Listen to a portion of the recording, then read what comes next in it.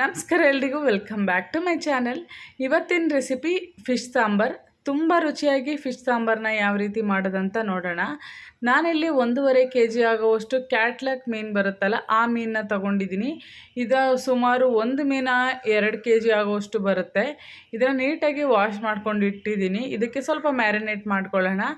1 spoon ಆಗುವಷ್ಟು ಉಪ್ಪು, ಹಾಗೆ 1 ಸ್ಪೂನ್ ಆಗುವಷ್ಟು ಖಾರದ ಪುಡಿ ಹಾಕ್ಕೊಳ್ಳೋಣ. ಒಂದು ಚಿಟಿಕೆ ಆಗುವಷ್ಟು ಅರಿಶಿನ ಕೂಡ ಹಾಕ್ಕೊಂಡು ಚೆನ್ನಾಗಿ ಮಿಕ್ಸ್ ಮಾಡ್ಕೋಬೇಕು.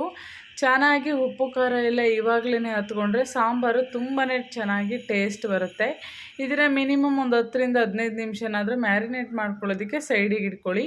ನಂತರ ಇಲ್ಲಿ ರುಬ್ಬೋದಕ್ಕೆ ಒಂದು ದೊಡ್ಡ ಜಾರನ್ನ ತೊಗೊಂಡು ಇದಕ್ಕೆ 2 ಮೀಡಿಯಮ್ ಸೈಜ್ ಈರುಳ್ಳಿನ ಹಾಕ್ಕೊಳ್ತಾ ಇದ್ದೀನಿ. ಹಾಗೆ ಒಂದು 20 ಎಸ್ಲು ಬೆಳ್ಳುಳ್ಳಿನ ನೀಟಾಗಿ ಸಿಪ್ಪೆ ತೆಗೆದು ಹಾಕ್ಕೊಂಡು ಒಂದು ನಿಂಬೆಹಣ್ಣು ಗಾತ್ರದಂತಹ ಹುಣಸೆಹಣ್ಣು ಕೂಡ ರುಬ್ಬೋದಕ್ಕೆ ಹಾಕ್ಕೊಳ್ಳೋಣ. ಹಾಗೆ 1-2 ಪೀಸ್ ಅಂದರೆ 1-2 ಇಂಚ್ ಆಗುವಷ್ಟು ಶುಂಠಿ, 4 ಲವಂಗನ ಹಾಕ್ಕೊಂಡು ಜಸ್ಟ್ ಒಂದು ಟೊಮೊಟೊ ಸಾಕು. ಹಾಗೆ 1 ಹಿಡಿ ಆಗುವಷ್ಟು ಸಾಂಬಾರು ಸೊಪ್ಪು. ಖಾರಕ್ಕೆ ನಾನಿಲ್ಲಿ 1.5 ಟೇಬಲ್ ಸ್ಪೂನ್ ಆಗುವಷ್ಟು ಸಾಂಬಾರು ಪುಡಿ, ಹಾಗೆ 1/4 ಟೇಬಲ್ ಸ್ಪೂನ್ ಆಗುವಷ್ಟು ಖಾರದ ಪುಡಿ ಹಾಕ್ಕೊಳ್ತಾ ಇದ್ದೀನಿ.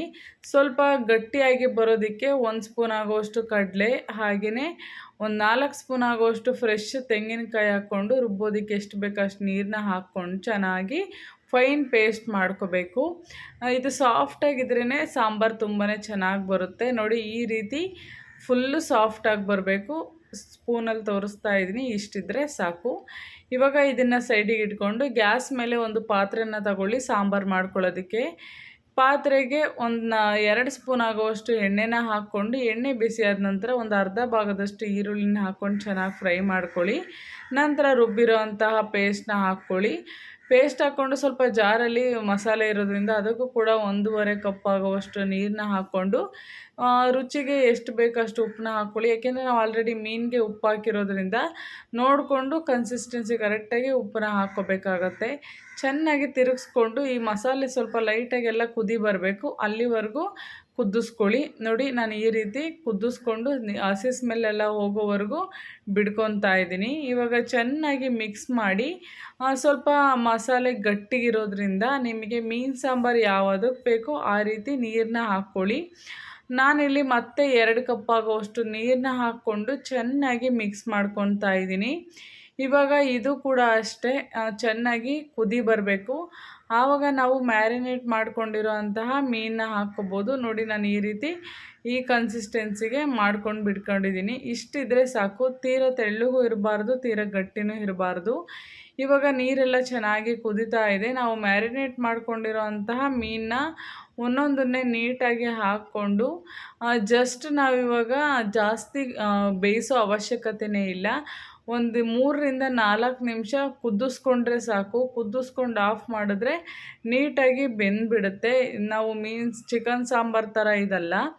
ಒಂದು 4 ನಿಮಿಷ ಸಾಕು. ಲೈಟಾಗಿ ಕುದಿ ಬಂದರೆ ಸಾಂಬಾರು ರೆಡಿಯಾಗಿದೆ ಅಂತ.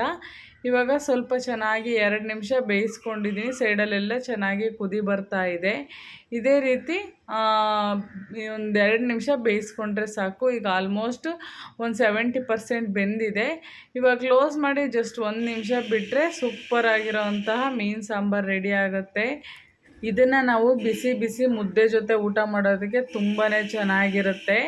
ನಾನಿಲ್ಲಿ ಬಿಸಿ ಮುದ್ದೆನ ಮಾಡ್ಕೊಂಡಿದ್ದೀನಿ. ಇದಕ್ಕೆ ನಾವು ಮೀನು ಸಾಂಬಾರು ಮಾಡ್ಕೊಂಡು ತಿನ್ನೋದ್ರಿಂದ ಫುಲ್ಲು ಹೊಟ್ಟೆ ತುಂಬುತ್ತೆ. ಹಾಗೆಯೇ ಮೀನು ಸಾಂಬಾರಲ್ಲಿ ನಾವೇನಾದರೂ ಮುದ್ದೆ ಊಟ ಮಾಡಿದ್ರೆ ಮತ್ತೆ ಮತ್ತೆ ಊಟ ಮಾಡಬೇಕು ಅನ್ನೋಷ್ಟು ರುಚಿಯಾಗಿರುತ್ತೆ.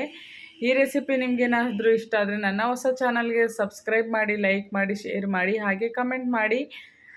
Thank you for watching.